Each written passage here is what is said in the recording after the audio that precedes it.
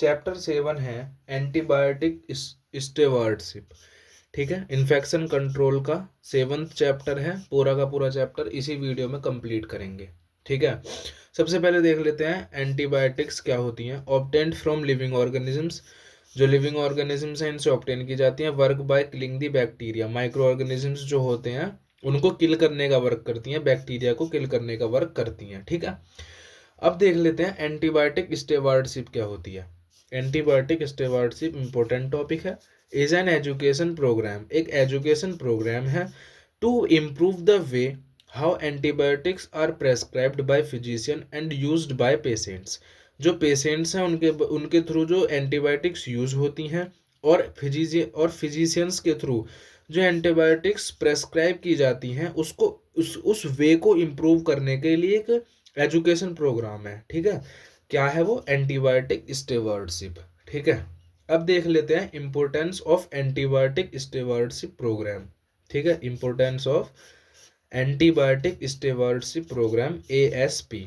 तो इसके क्या इंपॉर्टेंस है?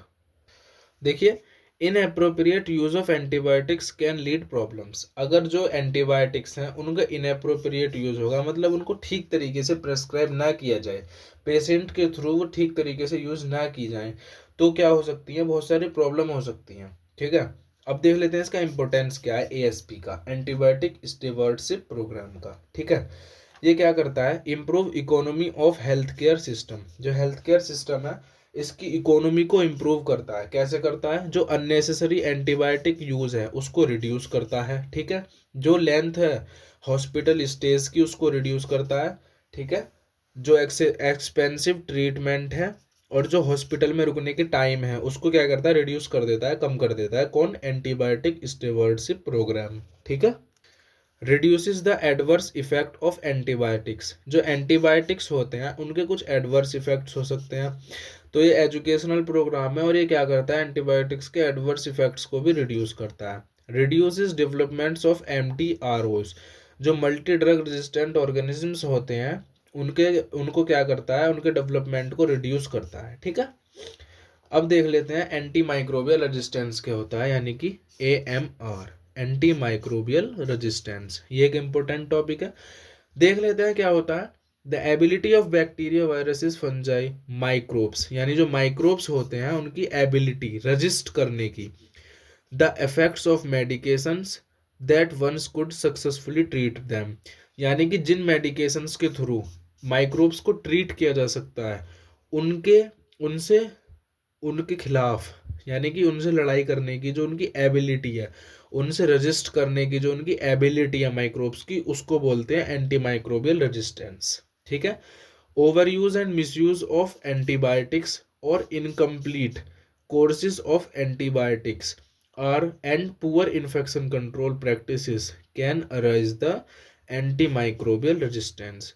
अगर जो एंटीबायोटिक्स हैं उसका ओवर यूज हो जाए या वो ठीक तरीके से यूज ना हो, ठीक है, जो इन्फेक्शन कंट्रोल है वो ठीक तरीके से ना किया जाए, तो इसकी वजह से एंटी माइक्रोबियल रेजिस्टेंस कॉज हो सकता है, यानी कि जो माइक्रोब्स हैं उनका रेजिस्टेंस इंप्रूव हो सकता है और जो मेडिकेशंस उनको ट्रीट करने के लिए दी जाती हैं उनसे लड़ने की जो उनकी क्षमता है वो इम्प्रूव हो जाती है, उनकी एबिलिटी इम्प्रूव हो जाती है। ठीक है, तो इस चैप्टर का ये लास्ट टॉपिक है prevention of MRSA and MDROs। पहले देख लेते हैं ये होते क्या हैं। अभी हमने देखा था एंटी माइक्रोबियल रेजिस्टेंस, उसी तरह होता है MDROs और MRSA। ठीक है, MRSA क्या होता है? मैथिसिलिन रेजिस्टेंट स्टेफाइलोकोकस ऑरियस। ठीक है, ये एक बैक्टीरिया होता है जो कि इसकी क्या करता है? रेजिस्टेंस को शो करता है। मतलब जब जो स्टेफाइलोकोकस ऑरियस है इसकी क्या होती है? ये रेजिस्टेंट अपना इम्प्रूव कर लेता है। ठीक है, और ट्रीट करने के लिए मुश्किल हो जाता है, हार्डर टू ट्रीट, तो उसको क्या बोल देते हैं? शॉर्ट में MRSA बोल देते हैं। MDROs क्या होता है? मल्टी ड्रग रेजिस्टेंट ऑर्गेनिजम्स होते हैं, मतलब ये जितने माइक्रोब्स होते हैं इसमें सब क्या हो जाते हैं? अपनी पोटेंशियल को इम्प्रूव कर लेते हैं, resistant to multiple anti microbial agents. जो एंटी माइक्रोबियल एजेंट्स उनको एलिमिनेट करने के लिए यूज किए जाते हैं उनके लिए अपने रेजिस्टेंस को इम्प्रूव कर लेते हैं। तो उसको शॉर्ट में बोल देते हैं MDROs। अब इसका प्रिवेंशन कैसे किया जा सकता है, मतलब कि ये ना हो उस, क्या क्या क्या प्रिवेंशन किए जा सकते हैं। हैंड हाइजीन परफॉर्म कर सकते हैं, पर PPE का यूज़ कर सकते हैं, personal protective equipments. Environmental cleaning कर सकते हैं। एंटी माइक्रोबियल स्टेवार्डशिप है, ठीक है, यानी कि एजुकेशनल प्रोग्राम है जो एंटीबायोटिक्स के एक ठीक यूज़ को बताता है कि उसे कैसे यूज़ करनी चाहिए, कैसे वो प्रिस्क्राइब करनी चाहिए, उसके ओवर यूज़ को अवॉइड करता है। Patient education, monitoring and surveillance, ठीक है, इन सब के थ्रू हम क्या कर सकते हैं, MRSA और MDROs, multi drug resistant organisms का प्रिवेंशन कर सकते हैं। तो ये यूनिट भी ख़त्म होती है। Thank you.